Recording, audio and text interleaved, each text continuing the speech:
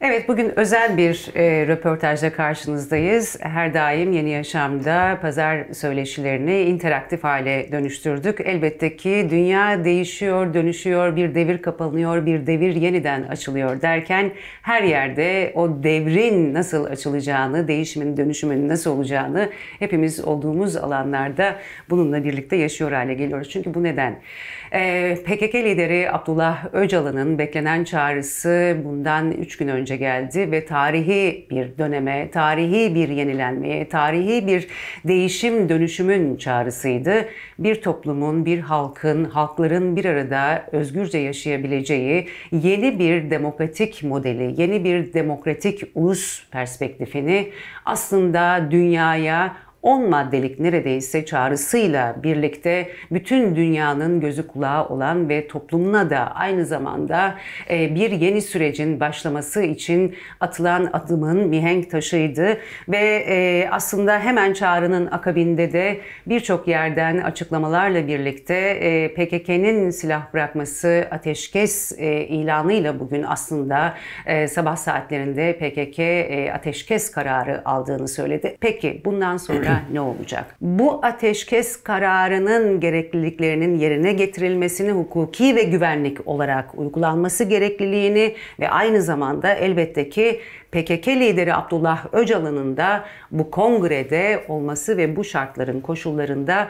oluşması gerekliliği üzerinden bugünkü sohbetimizi yapacağız. Elbette ki kiminle? Elbette ki DEM Parti heyetinde olan, aynı zamanda PKK lideri Abdullah Öcalan'ın geçmiş dönemde de aktif olarak avukatlığını yapan, Asrın Hukuk Bürosu'nda olan ve şimdi de DEM Parti İstanbul Milletvekili olan sevgili Cengiz Çiçekli. Merhabalar. Merhabalar, iyi yayınlar. Elbette ki çok uzun bir girizgah evet. oldu. Faydalı da oldu, evet. Evet, ama bu uzun girizgah gerçekten hani sizinle birazcık hem sürecin şu son anını değerlendireceğiz. İçeriği, çağrı metninin içeriğini ve oradaki başlıkları ve topluma ve nereye ne mesaj verdiğini, nasıl bir değişim dönüşüm olacağını. Ama hepimizin merak ettiği şey aslında şu, birazcık oradan sormak ve yürütmek isterim, sonra gelelim diğer tarafa. Öncelikle biraz önce de söyledim. Yani siz geçmiş dönemde de aktif olarak bir fiil avukatlığını yapmış bir isim olarak ve daha sonrasında da en son sanıyorum 2011'de görüşme Temmuz yaptınız. 2011 görüşmesi. İlk 2011 miydi İmralı'daki en son? İlk 2009 görüşmesi. Son görüşmem Temmuz 2011. 20 Temmuz 2011 olması gerekiyor. 2011'den bugüne geldiğinizde en son o bıraktığınız yerden bugün gidip işte heyetle birlikte karşılaştığınızda ne hissettiniz? Ya şüphesiz yani adayla kurulan ilişkinin kendisi, hani adaya yolculuk, yani Sayın Öcalan'la hani karşılaşacağınızı bir şekilde bilmeniz, yani yolculuğu o bilinçle, o duyguyla gerçekleştirmenizin kendisi zaten yani bizim açımızdan, yani sadece kişisel bir tarih değil tabii, bir halkın tarihi, bir halkın demokratik mücadelesinin, özgürlük mücadelesinin tarihi olarak, en azından ben öyle yorumluyorum hep. Yani onun içerisinde ele alındığında anlamlı oluyor. Onun içinde ele alındığında duygu ve bilinç bir arada yürüyebiliyor.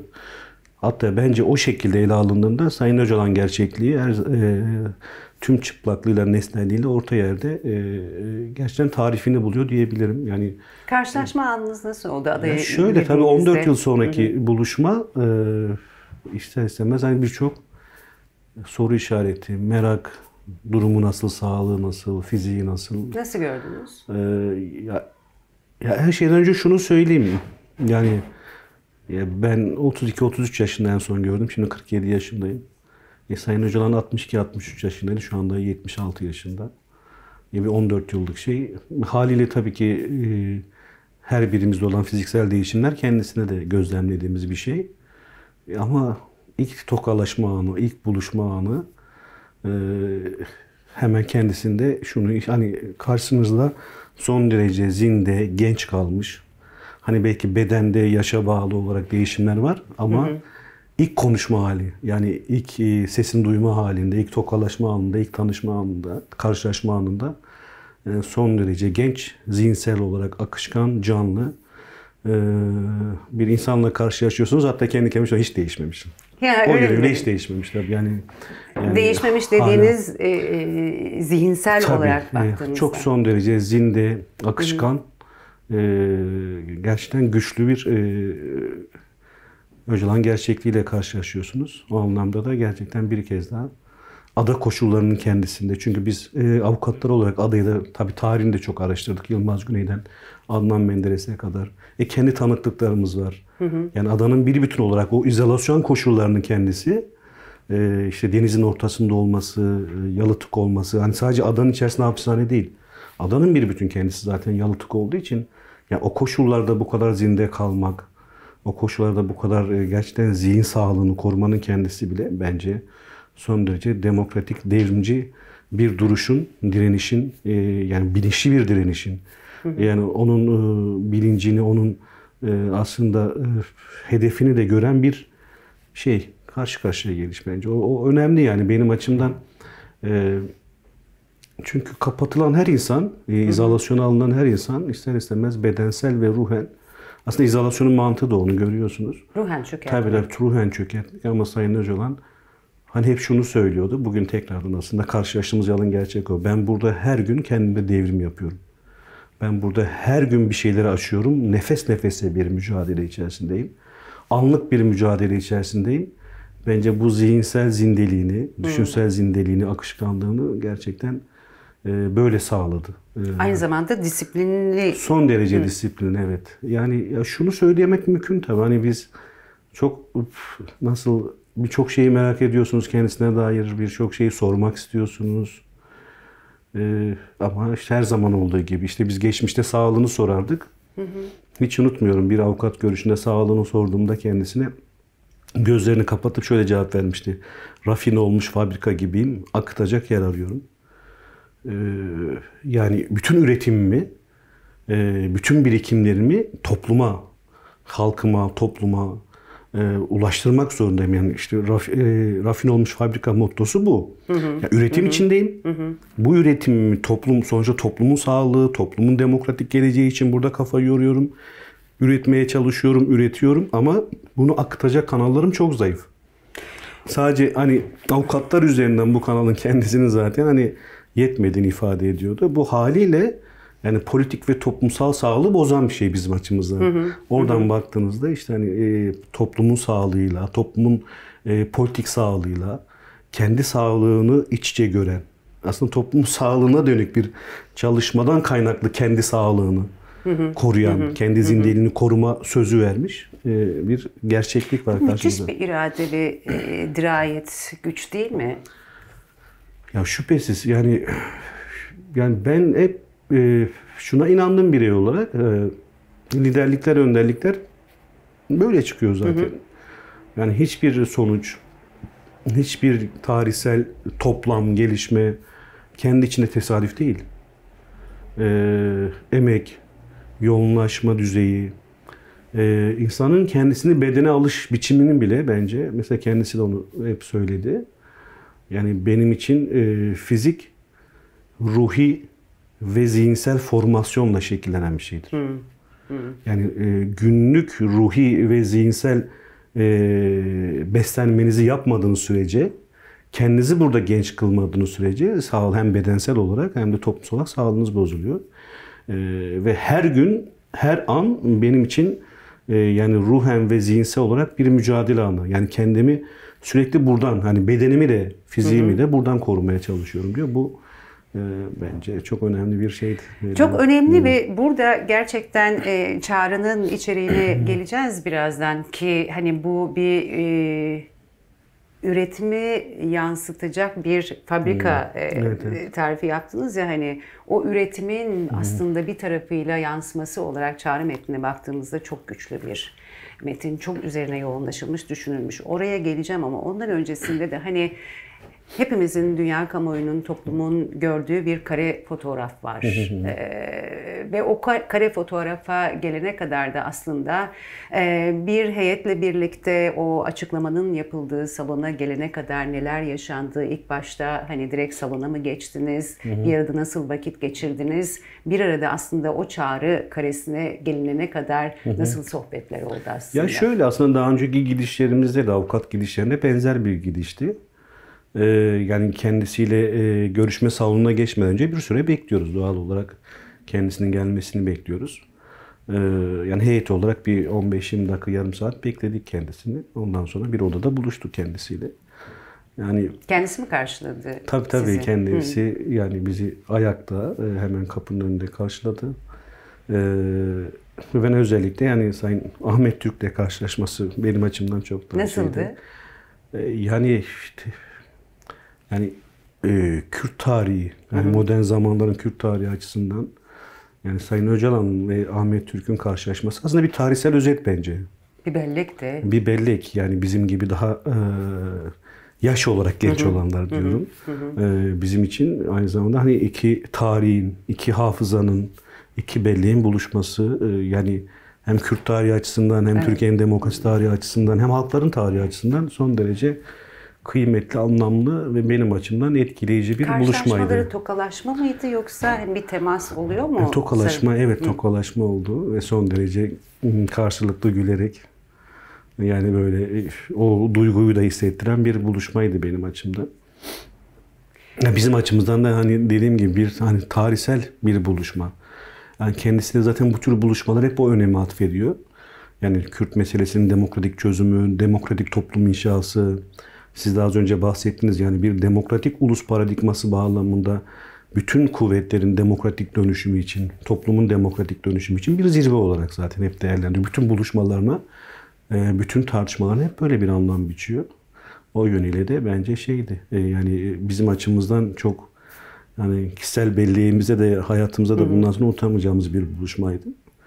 Son derece güler yüzlü, pozitif, güçlü ve gerçekten her birimize belki kişisel olarak kendi gerçekliği üzerinden, şüphesiz tanıma düzeyi üzerinden aslında mesajlar veren bir ilk karşılaşmaydı. Örneğin sağlık meselesinde hani Ahmet abiye, yani evet, sağlığınıza dikkat etmelisiniz ama aynı zamanda bu toplantı her birimizin sağlığını da, kişisel sağlığını da düzeltecek.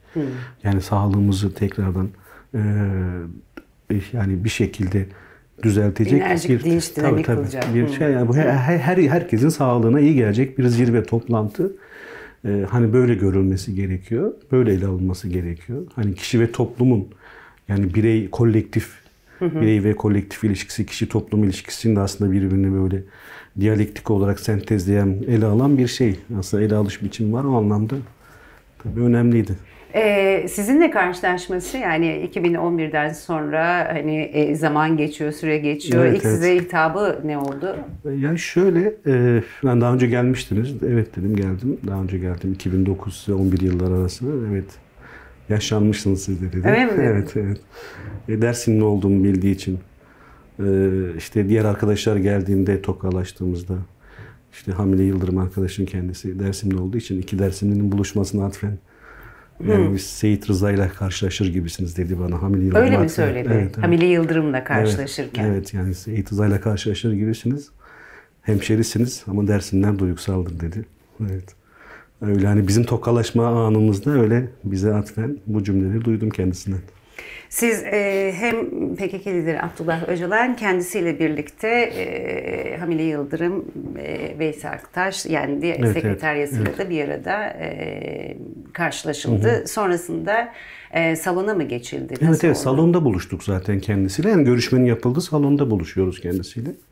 Görüşme zaten orada gerçekleşti. İlk karşılaştığımız an zaten görüşmenin yapıldığı yer yani. Fotoğraf karesinin olduğu yer. Evet, fotoğraf karesinin olduğu yer. Orada hemen açıklamaya geçilmedi anladığımız kadarıyla. Şüphesiz. Yani şöyle, yani Sayın Öcalan sonuç itibariyle gerçekten yani şu bizim kamuoyunun gördüğü metin, işte okunan metinin kendisi, yani 50 yıllık, yani kendi ifadesiyle 52 yıllık mücadelesinin, kişisel ve kolektif maratonunun bütün tecrübelerinden, bütün deneyimlerinden, birikimlerinden süzülmüş gerçekten rafine bir metin.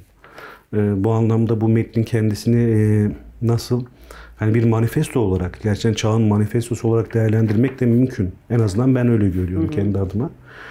O nedenle yani bu metnin bütün cümlelerinin arkasındaki yaşanmış tarihi, yani pratik deneyim sürecin aynı zamanda teorik çabayı, teorik düzeyi işte tanımlamak, anlamlandırmak gerekiyor. Yani o perspektiften, o gerçekten hareketle de zaten yani kendisiyle yaptığımız görüşmede herhalde 3-4 saatlik, 4 saatlik bir görüşme oldu. O görüşmede yani her bir cümleyi tek tek aslında açtı, ifade etti. Çünkü şöyle, maalesef yani bu da benim kendi kişisel çıkarımım tabii. Yani Sayın Öcalan'ın en büyük talihsizliklerinden biri de o. Yani tecrit koşullarının kendisinin yarattığı handikaplar fazlasıyla var. Aynı zamanda temposu çok yüksek olduğu için, teorik uğraşları çok derinleştiği için, yani bunu son 5 ciltlik savunmalarında da görüyoruz aslında. Hiç unutmuyorum, o günlerde de şey demiş, aslında bu Kürt halkına gerçekten 100 yıl boyunca rehberlik edecek bir savunmadır. Özellikle 5. cilt savunması için. Şimdi bütün bunların hepsi, bütün bu cümlelerin hepsi, yani çağrı metni olarak elbette ki işin aktüel boyutu var. İşte hani PKK'ye dair çağrısına atfen söylüyorum bunu ama aktüel boyutu dediğiniz tam olarak PKK'ye dair çağrısına, yani işte fesih ve silahların bırakılması, yani bu bir süreç, pratik süreç işi aynı zamanda, ama bunun altında bu pratik sürece gelinceye kadar yani bir felsefe var, bir teori var, bir pratik tecrübe var. Sadece kendisi açısından değil, devlet açısından, toplum açısından, çağ açısından, dünya halkları açısından, bütün devletler açısından, sadece Türkiye Cumhuriyeti Devleti için de değil, sadece PKK için de değil, Kürtler için de değil. Şimdi buradan baktığımızda sohbetimizin neredeyse 4'te 3'lük bölümü yani şu kristalize olmuş cümlelerin tercümesiyle geçti. Tabii tercüme etti. Ne anlatmaya çalışıyorum, ne söylemeye çalışıyorum burada, sizlerin de anlaması gerekiyor. İyi aktarmanız gerekiyor. Sonuçta anlaşılır olmak, yani kendisini anlaşılır kılmak gerçekten bizim işimiz olmalı. Sadece heyet için söylemiyorum. Yani bütün politik aktörler, mücadele özneleri için olmalı. Herkese bir sorumluluk atfediliyor aslında. Şüphesiz. Altında. Yani bu metnin kendisi bence aslında Sayın Öcalan'la yaptığımız sohbette, sorunuzu atfen söylüyorum. Yani açıklama öncesi yaptığımız yani 2-3 saatlik sohbette, tartışmada gerçekten aslında hepsi, yani o bütün o sohbetin toplamı hepimize bir görev yüklüyor.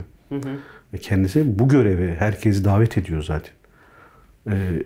Hani şunu çok net söylemek gerekiyor. Hani tek başına 3 arkadaşıyla birlikte bu yoğunlaşmaları yapan, yıllarca aslında hem bedenini, zihin sağlığını koruyan ve hani bununla yetinmeyip gerçek anlamda demokratik toplum inşası için, yani Türkiye'de demokratik sistemin inşası için hem teorik bir uğraşı olan hem pratik bir çabası olan Sayın Öcalan'ın bu çabasına son derece gerçekten şu metin üzerinden her kesimin, her toplumsal kesimin belki de daha fazla omuz vermesi gereken bir dönemi de yaşıyoruz. Aslında bu çağrı tek başına PKK'ye bir çağrı değil. Yani ben sohbetlerden çıkardım kendisiyle.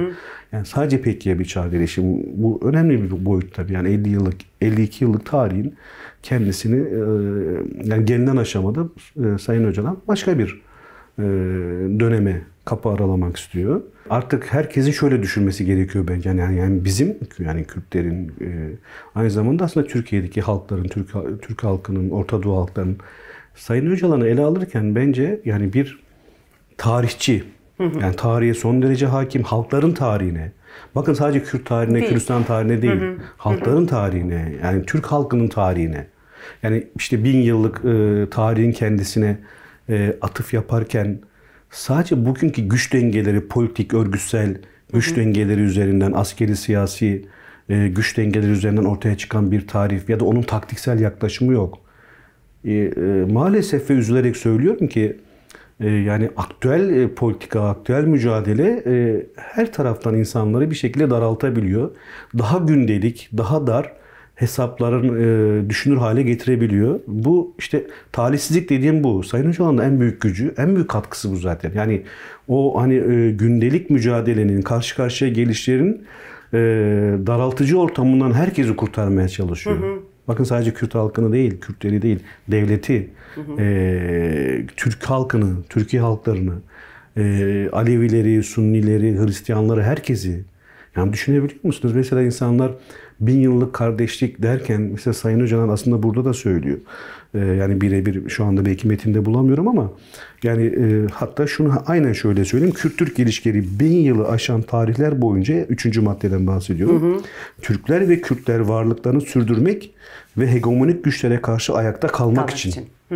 Gönüllülük yönü ağır basan. Bakın bu bir tarih okuması. Bakın ayakta kalmak için hegemonik güçlere karşı. Şimdi sadece Kürt halkı mı hegemonik güçlere karşı ayakta kalmaya çalıştı? 1000 yıllık tarih.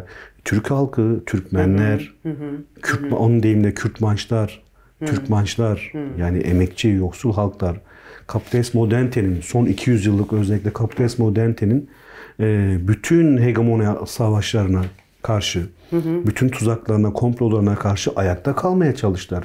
Tarihi biz sadece tek yönlü, örneğin Kürt halkına dönük, elbette ki Kürt halkı, yani bu 200 yıllık tarihte statüsüz kalarak, kimliksiz bırakılarak, adı bile gerçekten yani hani kendi deyimini Sayın Hoca'nın adını bile anmaktan kaçtığı, kendisinden kaçtığı bir halk gerçekliği üzerinden düşündüğümüzde Kürt halkı belki bu 200 yıllık kapitalist modernite sürecinin en fazla zararını görmüş bir halk. Bu halkın mensubu olarak söylüyorum. Ve bu halkın yaşadıkları gerçekten o anlamda irdelenmesi ve hakkının da teslim edilmesi gereken bir halk. Ama bu şunu görmemizi engellememeli. Bu coğrafyada yaşayan bütün halklara bu tuzak kuruldu. Şimdi Sayın Öcalan bunu söylüyor. Ve orada bak dikkat ederseniz gönüllülük yönü ağır basan hep bir ittifak içinde kalmayı zorunlu görmüşler. Bu ittifak gönüllülük yani ağır basıyor. Bak romantize etmeyelim derken kastettiğim o tarih okuması bu. Ama aynı zamanda halklara dönük komploya en etkili cevap da yani bir arada ittifak içinde yaşamayı zorunlu kılıyor. Aslında bugün itibariyle. Bu bir mecburiyet ve zorunluluk artık. Şimdi 1000 yıl önceki tarihte böyle bakar. Yani işte dönemin hakim Bizans İmparatorluğu'nun koşullarında dönemi düşünelim. Yani dönemin işte kapitalist modernite hegemonyasında ABD ve İngiltere'nin başına çektiği hegemonya koşullarındaki şu andaki dönemi değerlendirelim. İşte daha dün işte Zelenski, Trump şeyini yani buralara çok girmek istemiyorum ama bakın çağ nereye gidiyor? Gerçekten anlaşılması gerekiyor. Yani hem Sayın Öcalan'ın meseleye nasıl baktığı anlamında anlaşılması gerekiyor. Sohbetlerimizde de bunu. Yani açıklama öncesi, çağrı öncesi yaptığım sohbetlerde de bunu çok söyledi. Bakın çok net. Benim açımdan çok çarpıcıdır. Hani bu 1000 yıllık şeyin kendisi hani sanki böyle tamamen hakim, egemen değerlerde buluşmakmış gibi adlandırılıyor bazı toplumsal kesimler. Özellikle Sunnilik ve Türklük dışında kalan, erkeklik dışında kalan toplumsal kesimlerin hepsi kendisi sanki bu sürecin dışında tutulacakmış gibi bir kaygıya kapılıyor ya. Bakın Sayın Öcalan bunları değerlendirirken İstanbul'da kadim, mesela bundan değerlendiren İstanbul'da yaşayan kadim kültürler, inançlara da değindi. İstanbul Barosu'na da değindi. Evet. Anlatabiliyor muyum? Bakın bu kadar ince. Sohbetiniz sırasında. Tabii yani hani o sorunuz öyleydi yani açıklama öncesi sohbetti. Şimdi sadece Kürt halkının karşılaştığı işte kayyum politikalarından bahsetmedi. Evet kayyumları çok önemsiyor. Böyle olmaz diyor. Aslında bu hukuk komplosunun kendisinin yani bugün kayyumlar üzerinden ortaya çıkan hukuk komplosunun işte Ceylanpınar provokasyonundan daha tehlikeli olduğunu söylüyor. 2013-15 sürecinde işte hani sözde bitirdiği söylenen. İşte bugünkü hukuk komplosu ondan daha fazla tehlikelidir diyor. Ama aynı zamanda bunu değerlendirirken işte İstanbul Barosu'nu, İstanbul'un aslında kadim kültürlerine, inançlarına dönük, işte Alevilere dönük, aslında bütün toplumsal kesimlere dönük herkesin demokratik toplum hakkını elde edeceği, herkesi aslında yani her toplumsal kesim ve siyasal görüşün demokratik dönüşüm etrafında demokratik toplum hüviyetine kavuşacağı bir baharlaşma. Bakın bir sentezleşme, bir baharlaşmayı ifade ediyor. O nedenle hani belki bu konuya çok şeyi verdim ama önemli. Şimdi önümüzdeki dönemde tartışmalar açıkçası belki hani özellikle bu başlıklarda seyredecek. Özetle söylemek istediğim şu. Aslında sohbetimizin çoğu, tartışmamızın çoğu bütün bu cümlelerin, yani şu metindeki bütün cümlelerin neyi ifade ettiğini, tarihsel ve güncel olarak Ne ifade ettiği, gelecek perspektifinin nasıl ele alınması gerektiği noktasında son derece tarihsel bir tartışmaydı diyeyim. Şimdi o zaman buradan devam ettireyim bıraktığımız yerden. Öteki kafadaki soruları sona bırakayım biraz o zaman. Şimdi tabii bu önemli. Hemen Çağrı'nın akabinde aslında tartışılan ve de söylenen hukuki, işte Baro'yu da örnek verdiniz açıklamanızda, yani konuşmanın detayını aktardığınızda. Şimdi tabii bir not aktardı Sırrı Süreyya Önder Çağrı'dan sonra. Ve o notta da şüphesiz pratikte silahların bırakılması ve PKK'nın kendini fesli demokratik siyaset ve hukuki boyutunun tanınmasını gerektirir sözünü aktardı. Evet. Ve şu tartışıldı gerçekten de. Bu not neden metnin içerisinde, Çağrı'nın içerisinde yer almadı, sonradan aktarıldı? Ya bence şöyle, hani şu metindeki bence içeriğe odaklanmak lazım. Yani şu evet önemli. Hani bizim Sayın Öcalan'dan anladığımız şu. Yani metni kaleme aldıktan sonra özellikle metni güçlendirmek için ihtiyaç gördüğü bir şeydi. Ama bunun hani metne yedirilmesi iyi olurdu. Zaten hani ilk sohbete başlarken de kendisi bir eksikliği var bu metinin demişti. Bir cümlelik eksikliği var demişti. Sonra onu zaten sohbetinin ileri aşamalarında kendisi çok son derece somutlaştırdı. Kendisi bizzat yazdırdı zaten bu cümlenin kendisini. Bence hani bu cümlenin, bakın ben şunu söylemek istiyorum. Bu cümlenin metinde olup olmaması tartışması, metinde neden vardı yoktu, sizi tenzih ederek söylüyorum. Şimdi hani 2-3 gündür bir tartışma var değil mi? Evet, onu aydınlatmak açısından aynen. Zaten sizin söyleyecekleriniz de önemli şimdi, o yüzden. Hani şu metnin içeriğine odaklanalım ya da şu cümlenin içeriğine odaklanalım. Yani bu cümle bizim açımızdan, yani Sayın Öcalan'ın söylemi üzerinden söylüyorum, bizim açımızdan metnin içindedir. Metnin içindedir. Metnin içinde değerlendirilmeli. Çok kıymetli bir cümle. Gerçekten çok son derece kıymetli bir cümle. Yani cümlenin kendisinin kıymeti görünen değil ama ya şu metnin de önüne geçmemeli. Bu metinle birlikte değerlendirilmeli. Şimdi bu metinle birlikte değerlendirildiğimizde bence benim, yani Sayın Öcalan'ın sohbetlerinden de çıkardığım sonucu kişisel olarak ve genel olarak aslında yaklaşımını da esas aldığımızda, yani siyaset ve hukuki boyutun tanınması. Şimdi bu siyaset ve hukuki zeminin boyutun tanınması demek şu. Yani Sayın Öcalan da zaten her zaman yıllardır hep onu söylüyoruz ya, avukatlar olarak da, yani bir siyasetçi olarak da bugün oluyor. Yeni bir şey söylemiyor zaten.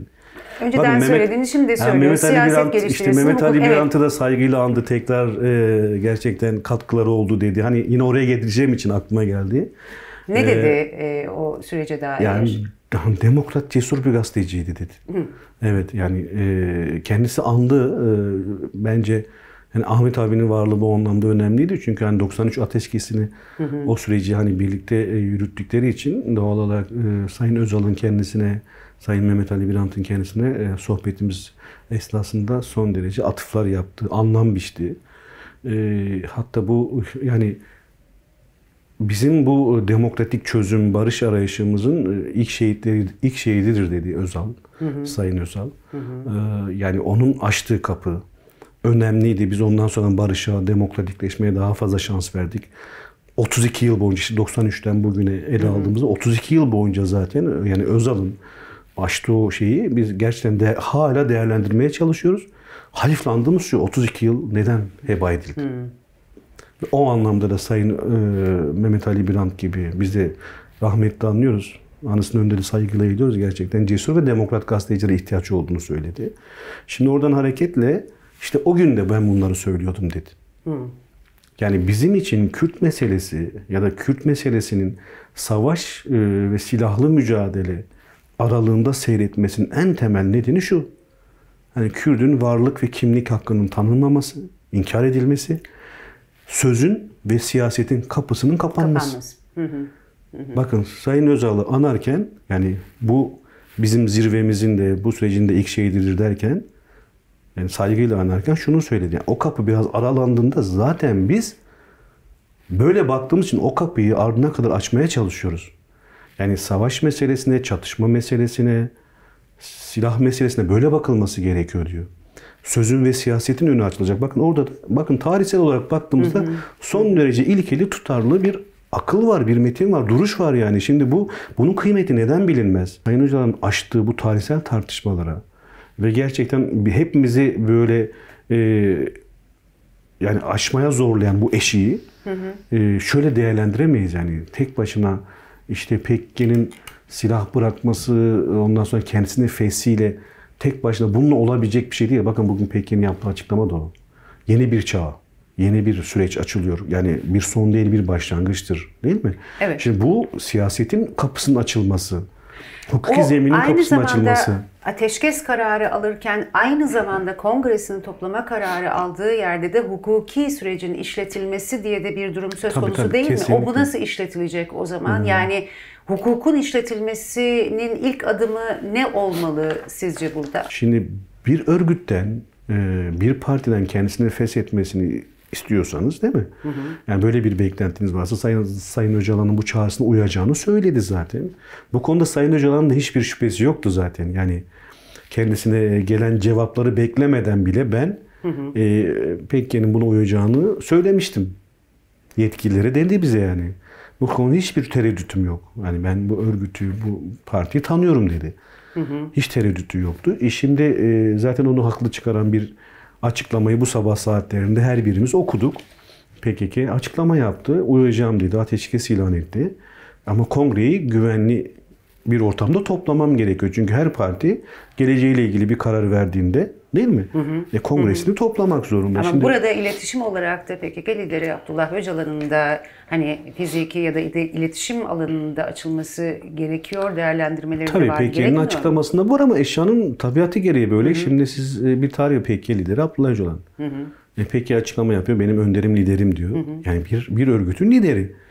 Yani bunu bütün partiler için düşünün. Yani lidersiz, liderinin katılmadığı bir kongre olur mu? Yani bunun katılma biçimleri tartışılabilir.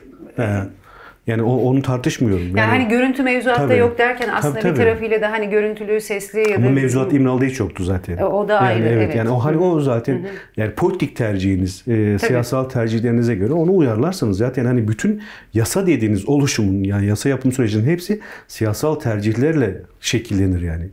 Mesela yani yani yasayı hep özgürlükçü değerlendirmekten yanayız biz değil mi? Evet. Ama bütün yasaların hikayesi yani o yüzden politik hukuk değerlendirme yapalım diyoruz. Yani siyasetin tercihlerine, politikanın tercihlerine göre şekillenir yasa zaten yani. Bundan sonrasında devlet yetkilileri, iktidar ve atılacak adımlar ve somut adım ne olmalı? Özellikle Sayın Öcalan'ın çağrısından sonra bu sürecin hızlanacağına dair bütün tarafların aslında hızlandı da. Beyanatları var. Hızlanacak. Bence hızlanacak. Ama şurada hani tarihten de çıkaracağımız dersler var ya, geçmiş çözüm süreçlerinden çıkaracağımız dersler var. Zamanında bu adımların atılması gerekiyor. İki taraflı. Bakın mesela kastettiğim şu. Şimdi diyelim öncelikli olarak ne olması gerekiyor? Yani biz hep bunu söyledik. Şimdi PKK'nın feshi, silah bırakma kararını açıklaması. Bunun için PKK kongresini toplayacak. Bir, yani devlete düşen görev şu. PKK'nın güvenli koşullarda kongresini toplaması için işte ateşkes ilan etti. O zaman askeri saldırıların durması gerekiyor. İşte mesela hani Karayılan'ın kendisi de söyledi. Yani bunlardan bahsedildiği ortamda biz 30 metre karşı karşıya şu anda savaş halindeyiz, çatışma halindeyiz değil mi? Bu bir hakikat işte. Hani zaptan bahsetti. Şimdi o zaman işte peki zaten hani bu bakış açısıyla ateşkes ilan ettiğini düşünüyorum ben. O zaman ne olması gerekiyor? Karşılığında hani hangi adımlar atılmalı? PKK'nın güvenli bir ortamda kongresini toparlaması için askeri operasyonların bir kere her şeyden önce durdurulması gerekiyor. Yani bir çatışma ortamının bitirilmesi gerekiyor. Bu bir. İki, bununla paralel olarak bence yapılması gereken en ilk ivedi şey bu sürecin önünü aldığı inisiyatifle Sayın Öcalan açıyor. Siz de az önce bahsettiğiniz sorunuzun içinde son derece elverişsiz, eşsiz koşullarda bunu yapıyor. Tecrit koşulları dediğimiz bu. Şimdi o zaman bunun yapılması için zaten hani kendisine de biz bunu yani görüşmemizde söylediğimizde bunun zaten belirleyici olduğunu o da hani ilgili yetkililere söylüyor.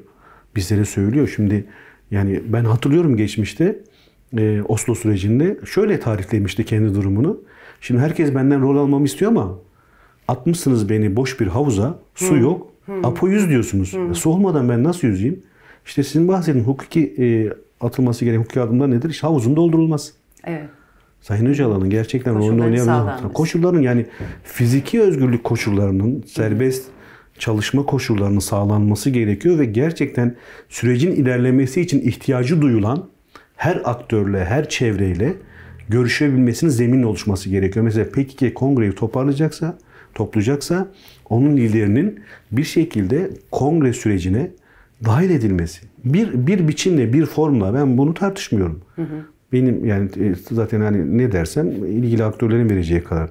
Ama yani bir şekilde o kongre sürecine Sayın Öcalan'ın PK lideri olarak katılması gerçekten o kongre sürecini selametle sürdürülmesi gerekiyor. Bakın bir askeri boyut ama bu da hukuki bir şeye bakıyor. Aynı zamanda bir de kongrenin güvenlik içerisinde yürütülmesi ve tamamlanması bu. Bir diğer boyut şu, bizim açımızdan çok net. Şimdi Sayın Öcalan'ın fiziki özgürlük koşulları. Şimdi fiziki özgürlük koşullarından kastımız şu. Şimdi yarın işte belli toplumsal kesimlerin kaygılarının giderilmesi gerekecek. Yarın belki belli politik aktörlerin sürece farklı yaklaşımlarının tartışılması ve görece daha yakın hale getirilmesi gerekiyor bakış açılarının. Bunların hepsinde Sayın Öcalan'ın son derece belirleyici özelliği var. Yarın öbür gün belki Aleviler çıkacak, Sayın Öcalan'a bir soru sormak isteyecek. Yarın öbür gün belki CHP çıkacak, diyecek yani biz Sayın Öcalan'la şunu tartışmak istiyoruz örneğin. Yani bunlar tartışılıyor ama anlatabiliyor muyum? Yani daha farklı emek örgütleri, kadın örgütleri. Şimdi buradan baktığımızda Sayın Öcalan zaten kendisinin yani bu sürecin ilerletilmesinde rolünü oynayabilmesi için bir kere kendi sekreteriyasının, kendisiyle birlikte çalışan ekibin güçlendirilmesi gerekiyor. İhtiyaç temelinde, nitelik temelinde güçlendirilmesi gerekiyor. Ve orada gerçekten bir ekiple yani sürecin ilerletilmesi için ihtiyaç duyulan bir ekiple çalışması gerekiyor. Ve her zaman yani kendisine bir şekilde ulaşılması yani kendisinin bulunduğu yerin dışında yaşayan bütün aktörlerin kendisine ulaşabilmesi, kendisinin de bir şekilde, bir formla ihtiyaç dahilinde hızlı bir şekilde her aktöre, her çevreye ulaşabileceği, istişare edebileceği, karar alma sürecini o katılımcı süreçte sağlayabileceği bir ortam gerekiyor. Bunun kadar doğal bir şey yok zaten. Yani bütün dünyadaki çatışma çözüm deneyimleri hep böyle olmuş. Evet. Ve bu kadar hayati, kritik ve belirleyici bir aktörün kendisinin de zaten koşullarının elbette ki iyileştirilmesi ve bu sürecin bu şekilde yürütülmesi gerekiyor. Bu bence zaten önümüzdeki dönem süreci belirleyecek en temel şeylerden biri olacak. Temkinli iyimserlik var mı? Yani bende mi? Genel itibariyle. Ya şöyle şüphesiz yani ya benim açımdan şöyle hani Sayın Öcalan'ı çok yakından tanıyanlar için yani bizim açımızdan hani söylediklerinde yeni bir şey yok. Kendi deyimiyle heba edilmiş 32 yıl var. 93'ten bugüne. Şimdi baktığımızda hala belki de o temkinli iyimserlik dediğiniz psikolojinin, bakış açısının, ruh halinin oluşmasının en temel nedeni ne? Geçmişte başarısızlıkla sonuçlanmış çözüm denemeleri. Aslında son derece de normal bu. Ben temkinli iyimserlik tartışmasına biraz da şöyle bakıyorum. Yani kendimizi işin dışında tutmayalım. Evet. Kendimizi işin dışında yani tarafsız olarak tutarsak işte iki tane aktör var karşı karşıya. Biz de böyle seyirci izleyiciyiz. Tribünden izliyoruz aktörleri. Nasıl oynayacaklar maçı. Ama böyle bir şey değil ki. Ya buna lüksümüz yok. Buna hakkımız yok. Temkinli, iyimserlik, ruh halinde durmaya hakkımız yok. Biz bir tarafız. Toplumun demokratik geleceği için tarafız. Hak ve özgürlükleri için tarafız. Bakın ben ısrarla altını bir şeyin hep çizmek istiyorum bu süreçte. Barış demek, meselenin silahlardan arındırılması demek, hukuki ve siyasi zemine çekilmesi demek, aramızdaki diğer partilerle aramızdaki politik rekabetin, ideolojik karşı karşıya gelişlerin tamamen bitmesi demek değil. Görece, işte Sayın Demirtaş da aslında onu vurguluyordu, az önce unuttum onu. Yani görece demokratik bir iklimde, eşit bir iklimde, eşit bir düzlemde politik mücadelenin devam etmesi demek. Aynılaşmak değil barış. Benzeşmek değil, tekleşmek değil. Sayın Öcalan da onu söylüyor. Barışı ortaklaştırmak. Yani demokratik toplum o. Yani siyaseti eşit koşullarda yapmak. Dezavantajlı koşullarda değil. Barış ikliminde yapmak, huzur ikliminde yapmak. Yani normalleştirmek. Yani bu işi çatışma aralığından anormal olan, olağanüstü olan aralıktan çıkarmak gerekiyor. Yani artık herkesin her şeyden önce kendi politik farklılığını, kültürel farklılığını önce kabul etmesi demek. Varlığın karşılıklı olarak kabul edilmesi demek. Ama politik rekabetin bu koşullarda sürdürülmesi demek. Sayın Öcalan buna çağrı yapıyor zaten. O fotoğraf karesinde de aslında hani çoğulculuk dedik, kimlikler dedik, herkesin bir arada olduğu demokratik toplum mücadelesi ve haklarının oluşturulması. Ve aynı zamanda heyette de 7 kişilik heyette de Evet, o renkleri görebildik sanıyorum, değil mi? Kimlikler üzerinden Evet. baktığımızda ne dersiniz? Yani şüphesiz bence daha da eksik kalan kimlikler var. Elbette ki vardır. Kadın kimliğinin, kadın arkadaşların çok çok daha fazla oraya gitmesi lazım. Kendisi de bu ihtiyacı özellikle dile getirdi. Ne dedi? Yani sonuç itibariyle yani kadın özgürlük paradigması benim açımdan hala tamamlanmamış. Geçmiş yıllarda da söylemiş. Yarım kalmış bir proje. Yoğunlaşmalarım var. 75 yaşındayım. Ama hala gerçekten kadınla özgür yaşam nasıl olur diye günlük sorguluyorum kendimi. Yapabilir miyim diye sorguluyorum. O kadar kendinizden emin olmayın diyor erkeklere, erkek dünyasına, erkeklik dünyasına. Muazzam bir yoğunlaşması var. Şimdi insan ona da hayıflanıyor. Tecrit koşullarının o yüzden derhal ortadan kaldırılması en azından benim açımdan onun için de çok kıymetli. Hani işte daha önce heyetlerimizde de konuştu. İşte Marx'ın yarım kalmış, ciltlerini tamamlayacağım, 6 ciltli bir şeyim var. İşte kadın özgürlük paradigmasına dönük çok ciddi yoğunlaşmaları var. Son derece şiddet Göbekli Tepe'ye son derece kadar çarpıcı. giden. Yani kendisinden sohbette duyduğumuz ama bugün size söyleyemeyeceğim çünkü kadın arkadaşların kendisi belki onu şey yapar. Son derece çarpıcı tarifler var. Yani kadın mücadelesine, özgürlük mücadelesine dair. Ve o teşhit koşullarında onu kaleme alamaması. Çünkü artık belli bir yaşta ve belki de kendisinin yani o teorik işlerini yapabilmesinin kendisinin sekreteryasının olması gerekiyor. O kitaplarını yazabilmesi için, o yoğunlaşmalarını kalıcı hale getirebilmesi için buradan baktığımızda bence yani tecritin en büyük kötülüklerinden biri de o zaten. Yani bu kadar birikimin, yani bu kadar yılların uğraşı üzerine ortaya çıkan birikimin, düzeyin, entelektüel düzeyin kalıcı hale getirilmesi, yazılı hale getirilmesi ve topluma armağan edilmesi gerekiyor.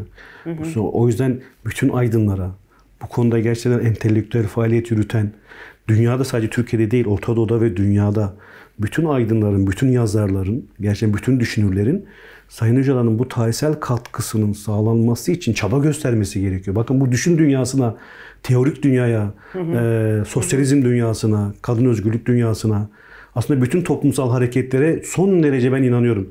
Son derece yani yüzyıllar boyunca devam edecek, yüzyıllar boyunca etkisi olacak, üzerinde tartışılmaya hak edecek son derece teorik birikim ve bunu kalıcı hale getirme şansımız hala var.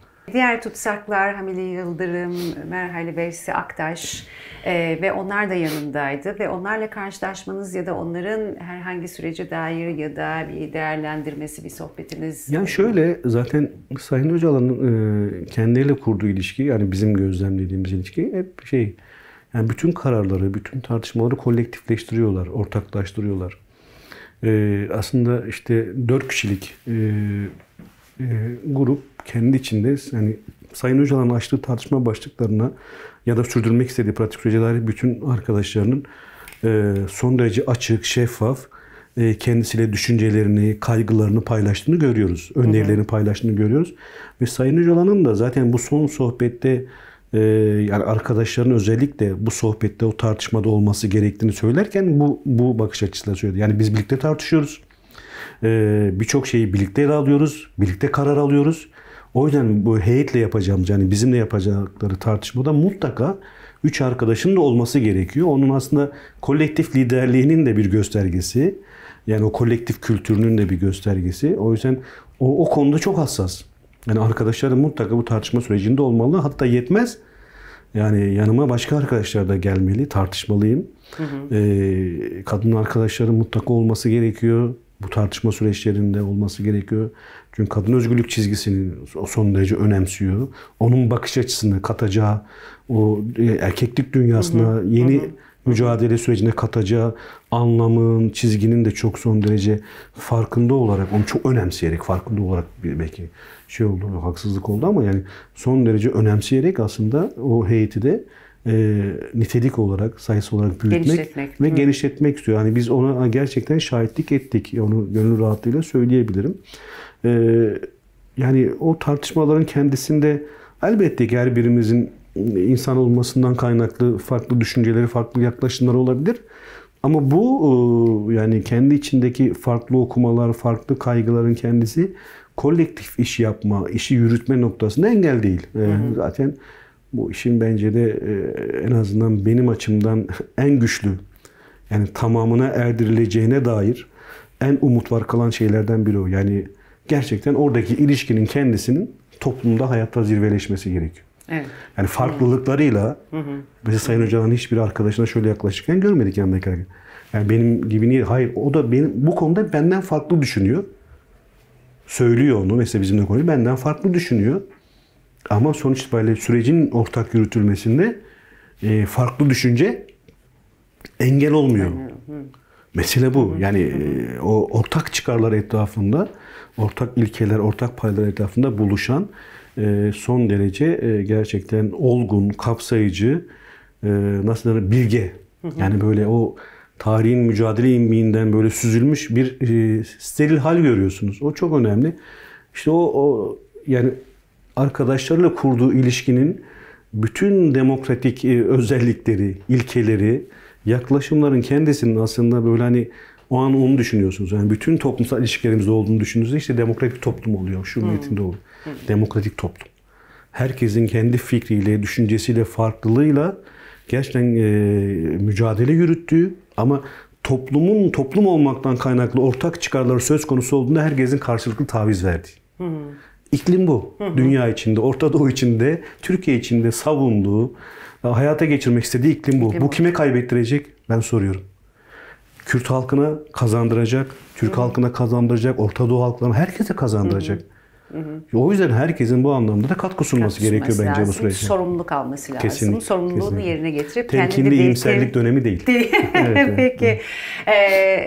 Cengiz Çiçek'in derdi nedir? Kişisel olarak. Hayır, Seyit Rıza Dersim Evet, dediğimizde elbette ki hani ben sisteme karşı sistemin yalanlarıyla baş edemedim. Bu bana dert oldu. Ben de size karşı diz çökmüyorum. Bu da size dert olsun. Yani şöyle zaten aslında sohbetimizde de onu ifade etti.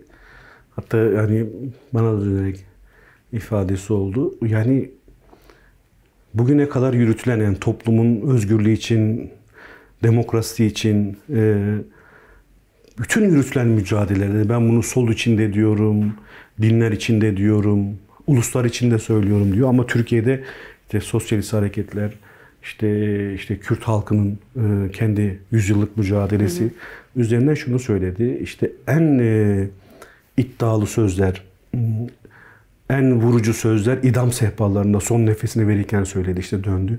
Seyit Rıza'da işte Seyit Rıza'nın o tarihsel sözünü tekrarladı. Seyit Rıza o sözü söyledi. Şeyh Said o sözü söyledi. Denizler o sözü, işte Mamak'ta yanımızdan götürdüler, idam edildiler. Mahirler o sözü söyledi. İbrahim o sözü söyledi. Ama sonuçta bütün o sözlerin hepsi son sözlerdi. Yani son nefeste söylenen sözlerdi. Ben bütün bunların hepsini hayatın içerisinde ilk söz, kalıcı söz yapmak istiyorum. Cesaret bu. Ve herkesin bu cesaret etrafında örgütlenmesi gerekiyor bence. Bunu söyledi bu sefer de. Yani birebir mealen bu değil. Ama hani son sözler o. Ben ilk söz olarak tanımlıyorum. Yani bu benim tanımım tabii. Sayın Öcalan'ın o son sözler toplumda kalıcı olmalı, toplumun bir yaşam amentusu ilkesi olmalı derken benim açımdan bir tarih açılıyor, bir tarihi açmak istiyor, bir çağı açmak istiyor ve ilk söz. 20. yüzyılda bütün toplumun hak ve özgürlükleri için mücadele yürütenlerin son sözleri, idam sehpalarında söylenen son söz, yaşam için, başlangıcı. Yaşam için, yaşatmak için ilk söz olmalı. Kişisel olarak da, toplumsal olarak da, kolektif olarak da bu sözü vermeliyiz. Ben bu sözü hepimizin vermesi gerektiğine inanıyorum. İlk söz olacak o sözler. İlk söz. Cengiz Çiçek çok teşekkür ediyoruz. Ben teşekkür ediyorum. Sağ olun.